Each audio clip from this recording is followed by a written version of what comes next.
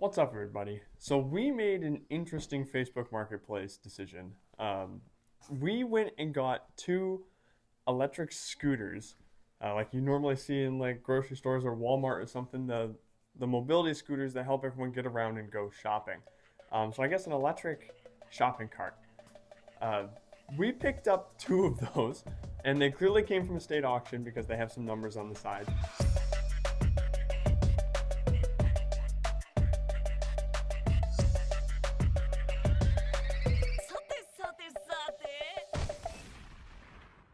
So here they are. Really, to get to this point was super easy. The seats come out with just a pin in the bottom. So you pull that pin and the seat comes right off. And then the plastics are just held on. These things are filthy, but you can see these little nubs here. You just kind of bend the plastic around them and the whole thing comes right off. And this is what we got. Neither one of them decided to move when we tried turning them on. Um, so I decided, the first thing to probably check is these batteries here. And collectively, I think between all four of them, we should have 24 volts for each system. I think collectively between the two, we only had 10 volts, period. So this one's actually doing better than the other one. So I'm going to put a battery charger on it and see if I can get them to at least last long enough to prove that this starts and will move on its own power. That one's hopeless. Each battery is completely short-circuited out, and it has less than a volt in each battery. But this one has 5 volts in one and 4 volts in another. So we're gonna go ahead and we're gonna plug it in and see if we can get that to recover to any extent, and just get proof of concept that these things move. So these things have a built-in battery charger that you would just plug into this AC plug here, which I just ran an extension cord to here and plugged this in. That doesn't seem to be working either. So either it's not working at all, or there's something that I don't know how to operate these things on that turns that on, or it's not willing to charge these batteries because they're so dead and it sees them as dead batteries that need to be replaced, which is true. It would be correct. However, I'm going to try and force it out of it. So what I've done is I've disconnected them because these are two 12-volt batteries tied together to make 24 volts. So I've disconnected them so that I can charge them individually with my 12-volt car charger, and we're going to see if we can get these to at least come somewhere near 12 volts. Okay, this thing is all set up and charging, and while I was waiting for it to charge, I also played with the other one, and I got this one to charge with its internal charger. The batteries were shot in this one to the point to where they had 0 volts, but I went ahead and found a pair of Power Sports batteries that I had sitting over on the shelf that were kind of just beat, so I took them out. And I don't know why I saved them, but I'm really glad I did, because this is actually charging and it actually works. So the motor actually spins in that one. So now I'm just trying to do the same exact thing to this one to get proof of concept that they both work. I've got this one still. The internal charger does not want to charge these batteries, but those were at 12 volt. These are still not at 12 volt. So I've got the old car charger on them, trying to peak them up and get them to be somewhat towards 12 volts so that I can try and plug that in. But theoretically, while this is plugged in, I should be able to turn this on. There you have it. And, oh, it spins! Wow, that is really slow. But, proof of concept. And so this one works too. So, since this one works, I'm going to go ahead and show, and I already did it on that one because I was a little bored while I was waiting for these to charge up and wanted to take a peek around, but I figured out how to make these go faster. So this probably applies to quite a lot of these scooters, and I know that you'll usually find it underneath the front console here. So I went ahead and I already took the 4 screws out, and this is kind of weird under here, but it has this like kind of hinged thing, and then you can see it just opens right up like so. And I'm going to go ahead and push it down, and the bottom will kind of come off as well. And just get this mostly out of our way. And oh, a little bee's nest in there. Here you can see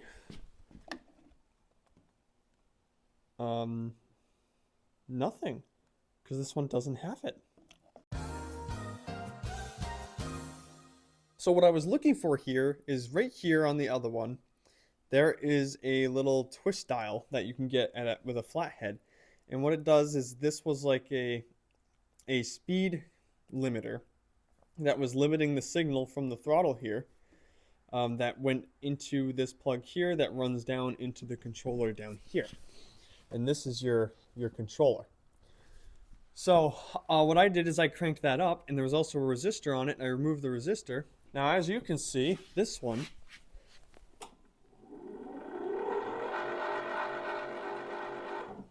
moves quite a lot faster than that one does. It's still not all that fast, but it is way faster. I'm gonna go ahead and plug that back in. Pretty nifty. And turn it off, and it's back to charging. But yeah, so this one does not have that. And the orange wire was the one that was the control for that, and it ran there. This one looks like it goes straight from this into the controller. So I'm not quite sure why this one's slow. This one should be faster, especially since it has the same exact controller in it. So when we're looking at the internals here, if you can ignore all of the dust and debris from years and years and years of use, they're pretty simple machines. Obviously we have the two batteries at the top, and here is the plug for the AC. So you follow this in, and this goes straight to here, which I have identified this as just being like a charge controller. So this goes straight from here and runs all the way back into this main controller. Now this controller controls just about everything, including the motor right here. And in this one, this is the only drive wheel. You can see that's locked to the motor. This one's not. So this one actually just pulls right out like so, and we can take a look at our controller here. Now this one's actually conveniently labeled right here, so it was super easy to figure everything out.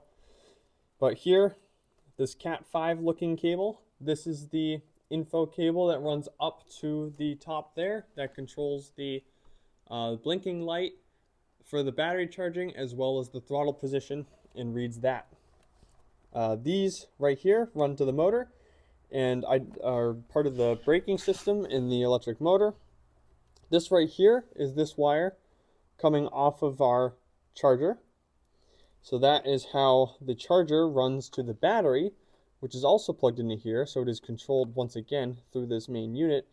And then these run directly to our, actually this is motor. These two run directly to our battery. Nope, I had it right the first time. These run to our battery. These two run to our motor. And those are just the red and black DC wires that run to and from. So that's really all there is to it. So the next step to make these things even faster would be to look and see how much this motor can handle. And if I can crank it up even more than this is capable, we put in a different controller. If I can't, then we got to put in a different motor. But for now, we need to get a reliable power source, which we don't have in either one of them right now. This one dies pretty fast. I'm hoping with it plugged in, those batteries will recover. And I'm trying to do the same here, but I'm not very optimistic about these two. All right, what's up, guys? So it's the next day, and we're gonna head in the old shop here, and let's check out how these things are doing. So here we go. I ended up getting this axle in here to take a quick peek at how this is gonna look. So we can see here, definitely big improvement, and it doesn't stick out that much further. So like, it'll look pretty normal despite the size difference. And that's a much beefier axle and motor. 500 watt brushless motor inside of this axle, where this thing is a brushed motor, and I haven't even figured out the wattage yet. Not much labeling going on for that one. But this one right here did a full charge. So we now have a running, functioning machine. Oh yeah.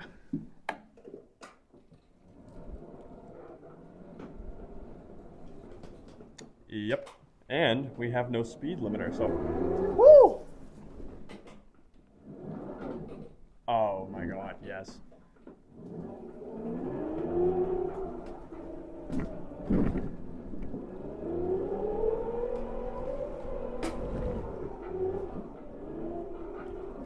What a beast. Honestly, we need more turning radius. And I think I've already figured that out. So if we come down here, we can see this piece right here. When we do a full turn and we stop, it's because that's hitting. So it's just a very basic steering stop. Now I'm pretty sure if I remove that plate and leave the bolt in, that'll make it so that I can't twist around and break this wire, but it'll give me a perfect 90-degree turn.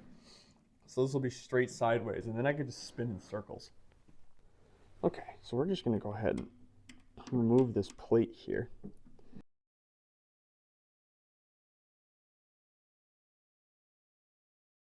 Okay, so that's all taken out.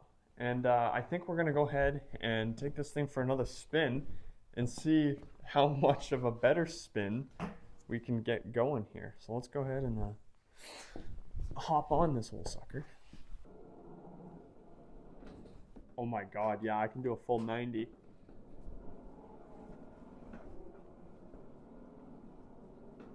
So yeah, take a look at this. This is my new steering angle. So let's see what we got. Oh yeah.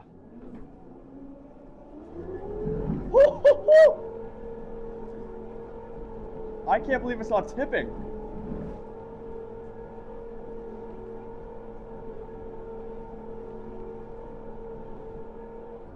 Woo, I'm dizzy.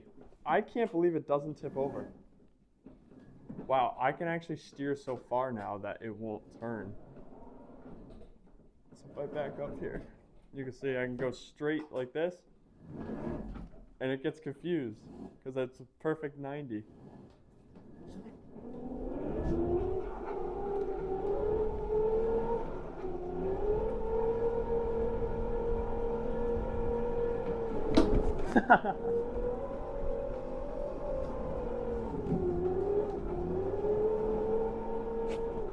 Oh my god, it's so much more maneuverable. So really, what we've successfully done here is we've successfully taken the mobility scooter and made it more mobile. It might be a little more dangerous and take some more riding experience, but what can I say? We're professional mobility scooter riders around here, okay?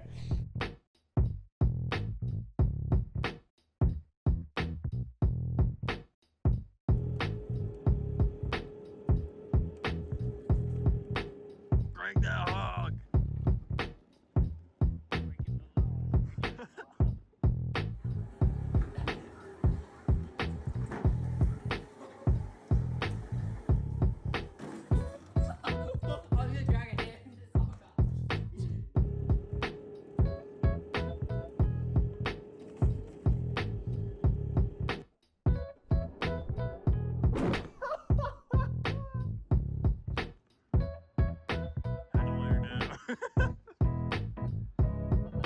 It's going. It's gone.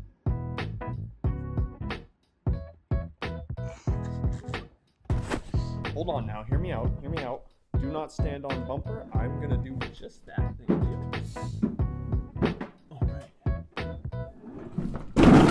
Alright, yep, this is the move. Okay. Oh. Oh, it's mad at me. Oh, I've broken it. Oh, it's very mad at me. Alright, we solved the problem. It works now. Which is great. So I'm not even kidding. I'll tell you what I did to solve it. I haven't even bothered looking under there yet. It's been all of like 30 seconds. I lifted this up and I wiggled this wire, which this is my throttle cable here. I put that back down and voila. So we probably have something loose under there and we're gonna need to figure that out. But right now I'm more focused on doing wheelies. All right, everybody. So needless to say, we have spent literal days goofing off with these things. even before we have touched them at all, just removing the speed limiter and doing a couple things here and there, we've just been having an absolute blast. However, it's time to start the project of putting the bigger axle inside of them. I'm keeping that one for now as is because it's working flawlessly and we're having way too much fun. But this one, I've started putting the axle in. So I got these aluminum plates here. They're just some scrapped aluminum plates from a manufacturing place. And I have already mocked one up here. So this is actually all bolted in. And I just cut them on the ends here. We drilled some new holes for here. And then these holes are going to line up with our axle here. However, I ran into an issue where I didn't notice on the axle, you can see the pumpkin here is higher than the mounting plates. And I didn't notice this until I went to throw that on there, like so, and the pumpkin's in the way. So it doesn't actually touch this plate where I want it to. On the mounting points, it touches it here. So what I'm thinking is, where'd it go? Here we are. I'm thinking of getting, I don't have any right now, but getting some of this steel, which unfortunately I'm going to be putting steel on aluminum. But I'm thinking of getting pieces of these, putting them on like so. We'll drill the holes in and we'll put some long bolts through there. And that's my plan to attach this. And that'll give me just enough height. I'll have about that much clearance and it'll be over the top. And then the axle will be mounted. And I did account for the fact that once I do that, the tires will in fact still be on the ground, very close to a stock height. So it'll keep the same geometry with the front wheel as well. So it should be relatively stock. So that's exciting because honestly, I think the more stock it is, the funnier it is. Obviously, eventually it's going to get to the point to where it's nowhere near stock. But for now, if it looks mostly stock, we might be able to do some fun things like take them places that have these mobility carts already, and we can just wreak some havoc and pretend like we're using theirs, where in reality we're using our souped up version of it. But we'll see where that goes. But for now, I gotta call it a night for the day. It's pitch black out. It's about 9:30, and then when we pick this up next time, I'm going to grab some of those pieces, see if I can find some around here, but I think I gotta go buy some, and then cut those up and mount the axle on, and then we can begin wiring everything in to make it work. And we also need to get batteries, which that sucks because that's the most expensive part. Everything from here I've kind of just been budgeting. I already had this axle, so I'm counting that as a write-off. And then this aluminum was just scrap I got from a manufacturing place that they let me have. So that was also relatively cheap. But yeah, so we'll continue on next time, and I'm going to quit rambling and go inside and call it a night. So I'll catch you guys later.